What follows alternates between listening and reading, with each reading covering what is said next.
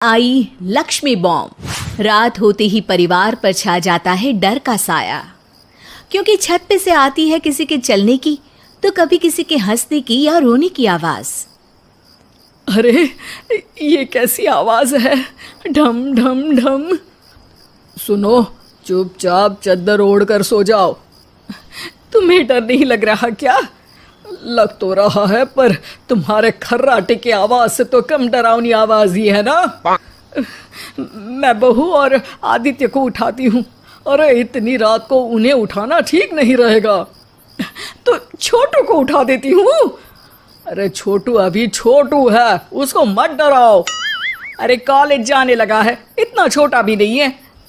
देखिए जी, मुझे तो लगता है कि हमें हवन करवा लेना चाहिए। कब तक हम इस डर में जिएंगे? अगली सुबह घर में काम वाली दीदी नहीं आती। मम्मी जी, उसने बोला कि अब वो नहीं आएगी, अपने घर पे भूत का साया है। मम्मी जी। अरे आप मुझे मम्मी बोल के शर्मिंदा क्यों कर रही हैं? अरे मैं अपनी माँ को याद कर रही हूँ बहू। माँ जी, मुझे तो कभी कुछ भी सुनाई नहीं दिया घर में। अरे तुम और तुम्हारे पतिदेव घोड़े बेच के सो जाते हो। अरे भूत तुम्हें परेशान करने भी आ जाए ना तो खुद परेशान होके चला जाएगा, क्योंकि तुम तो उठोगे ही नहीं, भूत का टाइम वेस्ट कर दोगे। मम्मी, मैंने ना नई काम वाली दीदी को कॉल किया था, शाम को आ जाएगी, और ये भूत वगैरह ना कुछ नहीं होता। अरे बेटा, कभी हमारे कमरे में सोएगा तो पता चलेगा। एक टोटका करती हूँ, अगर जल्द ही आवाज आना बंद नहीं हुआ ना तो मैं हवन करवाऊंगी घर में। माँ जी बहुत परेशान है, घर में भूत है इस बात से डर के बार बार काम वाली दीदियाँ काम छोड़कर चली जाती हैं, और ना ही कोई पड़ोसी उनके घर आना पसंद करता है। शाम को वो एक नई काम वाली दीदी का इंटरव्यू लेती हैं। मैं इस काम की क्वीन है, लिव लाइफ क्वीन साइज, बड़ा काम बैड प्राइस, इसीलिए 5,000 से 1 रुपया कम नहीं लूंगी, नहीं तो मैं चली। अरे ले लेना, वैसे भी इस घर में कोई आना ही नहीं चाहता। अरे कोई भूत चुड़ैल का सीन है क्या? अरे नहीं नहीं, ऐसा कुछ नहीं है। हाँ, अगर हो ना तो पहले ही बता देना, अपन अच्छे अच्छे भूत को गायब किए लिए है। हैं? सच में? हाँ जी माँ जी, लक्ष्मी घर की सफाई और बातों का सफाया करने में एक्सपर्ट है। तुम मेरी एक मदद करोगी? देखो, घर का बाहर काम हुआ ना तो अलग पैसे लेगी, मैं हिसाब की पक्की हूँ। बताओ किस टाइप का भूत है? अरे रात को ना छत से ऐसी आवाज आती है जैसे कोई चल रहा हो। एक बार बाबूजी ने जाके देखा तो छत पे कोई नहीं था। कभी वहां से हंसने की तो कभी रोने की आवाज आती है। अच्छा, मैं क्या बोले ली है, एक काम करो, सबको बुला लो यहाँ पर। लक्ष्मी के कहने पे छोटू, बाबूजी, आदित्य और बहू वहां आ जाते हैं। मैं लक्ष्मी, मैं आपके घर में नई हूँ, मुझे लोग लक्ष्मी मॉम भी बुलाते हैं। लक्ष्मी मॉम? ये कैसा सरनेम है? मेरे पिताजी ना पटाखे बनाने की फैक्ट्री में काम करते थे, और मेरी जन्म भी दिवाली पे हुई थी, तो दिवाली पे लक्ष्मी भी आती है और बॉम्ब भी, इसलिए लक्ष्मी बॉम्ब। हाँ, यही बताने के लिए यहाँ बुलाया है क्या? अरे नहीं ना, घर में भूत है, उसको भगाना है, सबको साथ देना पड़ेगा। देखो, मुझे तो अभी तक दिखेला नहीं है, जिस दिन मुझे भूत दिखेगा ना मैं चूड़ियाँ पहन लूंगी। है? चूड़ी पहनने से क्या होगा? अरे नहीं, मेरे कंगन खराब हो गए हैं ना, तो नई चूड़ी पहननी है इसलिए बोल दिया। अरे पॉइंट पे आओ ना। देखो, रात को मैं छत पे सोएगी और अगर भूत आया तो पकड़ लेगी। अरे नहीं नहीं, ऐसा रिस्क मत लो। अरे अपन को भूत को डराने का है, भूत तो अपन को देख के ही भाग जाएगा। वो तो दिख ही रहा है तुम्हारी शक्ल से। आए, ऐसा शक्ल पे जोक नहीं मारने का, हाँ, वरना लक्ष्मी बॉम्ब फोड़ देगी, समझी? अरे तुमको क्या पड़ी है भूत पकड़ने की? आज ही आई हो और जासूस बनने चली हो। अरे तुमको बड़ा तकलीफ हो रहा है, कहीं भूत और तुम्हारा कोई गांठ बंधन तो नहीं है ना? हो सकता है, भाभी वैसे भी भूत वाली फिल्में बहुत देखती हैं। अरे देखो, मिलके भूत से लड़ने का है, आपस में ऐसा ना ही लड़ने का। रात को लक्ष्मी भूत के इंतजार में छत पर जाकर सो जाती है। सबको लगता है कि आज तो भूत पकड़ में आ ही जाएगा। आधी रात तक कोई हलचल नहीं होती। तभी अचानक किचन में एक बर्तन गिरता है। माँ जी, बाबूजी और लक्ष्मी किचन में आते हैं। लगता है भूत को पता चल गया कि लक्ष्मी ऊपर सो रही है, इसीलिए रसोई में आया था।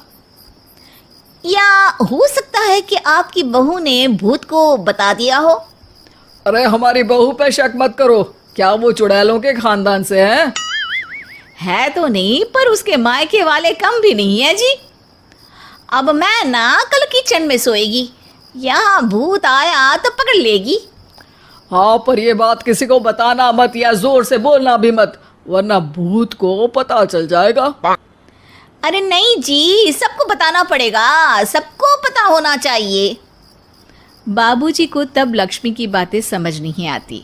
अगली सुबह अपन को तो भूत नहीं मिला, बड़ी तेज बन रही थी कल, जैसे भूत को पकड़ ही लेगी। अरे तुम्हें ने बताया होगा। हाँ हाँ, भूत का तो व्हाट्सएप नंबर है ना मेरे पास, कुछ भी बोल रही हो। सारा घर वहां इकट्ठा हो जाता है। छत पे तो भूत नहीं था, किचन में आवाज हुई थी कल, तो आज मैं किचन में सोएगी। लेकिन लक्ष्मी किचन का बोल के आज भी छत पर ही जाती है और कई दिनों से सूखी पड़ी एक सीमेंट की खाली पानी की टंकी में बैठ जाती है। माँ और बाबूजी को लगता है कि आज किचन से जरूर भूत निकलेगा। है हनुमान जी, लोग बोलते हैं कि भूत भगा दो, मैं बोल रही हूँ कि भूत बुला दो, आज तो पकड़ ही लेगी मैं। थोड़ी देर में बाबूजी और माँ को छत से ढम ढम की आवाज आती है। आ गया, ऊपर है, किचन में नहीं आया, ये तो बड़ा स्मार्ट भूत है। तभी लक्ष्मी की नजर अंधेरे में चल रही एक लाइट पर पड़ती है, जो कभी छत की इस तरफ तो कभी उस तरफ हो रही है। लक्ष्मी टंकी में बैठे बैठे एक बॉम्ब निकालती है और छत के बीचों बीच फेंक देती है। बॉम्ब फट जाता है। बाबूजी, माँ जी, आदित्य और बहू डर के मारे हॉल में निकल आते हैं और देखते हैं कि सीढ़ियों की तरफ से चीखता हुआ छोटू वहां आ रहा है। Mummy, mummy! अरे क्या हुआ छोटू, ऊपर क्यों गया था? भूत देख लिया क्या? वो आवाज कैसी थी? वो आवाज थी लक्ष्मी बाम की। वो भूत और कोई नहीं जी, छोटू ही है, जो रोज छत पे जाके डम डम की आवाज करते हैं। छोटू तुम? वो बाबूजी मैं। अरे छोटू जी किसी से बात करते हैं फोन पे, अंधेरे में छोटू जी तो नहीं दिखते, पर फोन की लाइट दिखती है और इनके पाँव की आवाज से ही डम डम डम की आवाज आती है। छोटू सच सच बोल। मैं अपनी एक दोस्त से बात करता हूँ रात को, आपका और मेरा कमरा आसपास है ना, इसलिए ऊपर जाके बातें करता हूँ ताकि आवाज ना आए। अरे भूत भी पकड़ा गया और उसकी गर्लफ्रेंड भी।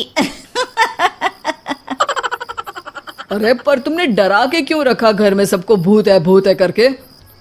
डर के मारे कोई चेक थोड़ी ना करने आता, और मैं कभी पकड़ा भी नहीं जाता ना, इसलिए। अरे तेरा तो भूत मैं उतारूंगी छोटू, होने दे सुबह। नहीं माँ जी, तुम्हारा बेटा है, टेढ़ा है पर तेरा है, मारने का नहीं जी, समझाने का।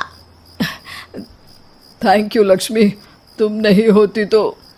अरे इमोशनल अत्याचार नहीं करने का, मैंने कहा था ना, जिस दिन भूत दिखेगा चूड़ी पहन लूंगी, चूड़ी तो कल नई चूड़ी दिलवा देना मेरे को। वाह लक्ष्मी, भूत का बॉम्ब तो फ्यूज निकला, ये लक्ष्मी बॉम्ब सही में धमाका कर गया। वैसे एक बात बताओ, तुमने तो कहा था कि तुम किचन में सोने जाओगी, तो छत पे कैसे चली गई?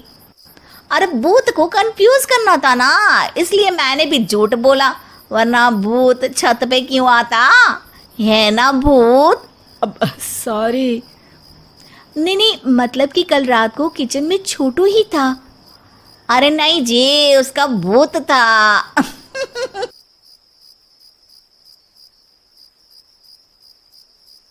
चमत्कारी बहू की लालची सास। राजगढ़ की गौरी अपने माता पिता की इकलौती संतान थी। गौरी के पिता मेहनतकश किसान थे। वो सारा दिन खेतों में काम करते। गौरी अपनी माँ का किचन में हाथ बटाती। वो जंगल से लकड़ियां बीनती और माँ के चूल्हे में मदद करती। एक दिन वो जंगल में लकड़ी बीनने गई थी कि तभी उसे रोने की आवाज आती है।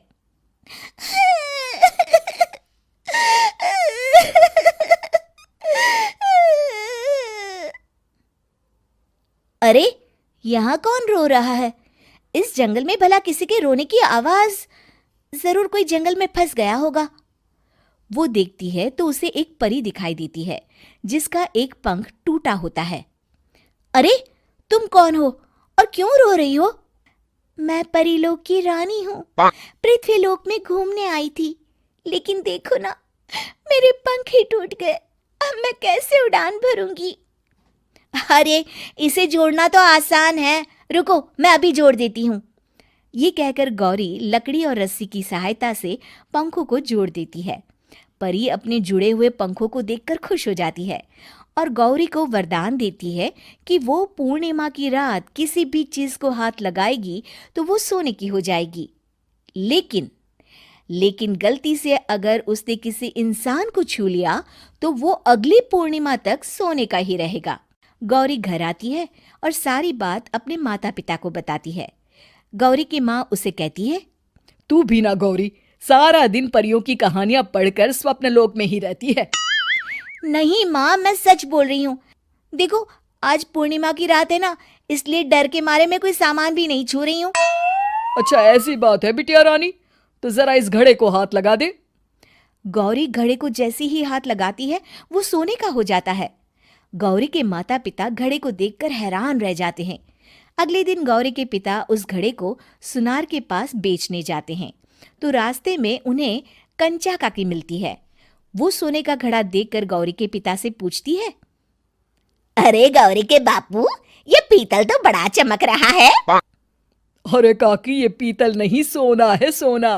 बेचने ले जा रहा हूँ। अरे कहीं कोई लॉटरी लग गई है क्या? इतना सोना? गौरी के पिता काकी को गौरी को परी द्वारा दिए वरदान के बारे में बताते हैं। काकी गौरी के पिता की बात सुनकर सोच में पड़ जाती है और फिर अगले दिन काकी गौरी के घर आती हैं। गौरी के बापू, तुम्हारे लिए मैं एक खुशखबरी लाई हूँ। तभी गौरी की माँ पूछती है, क्या खुशखबरी है काकी?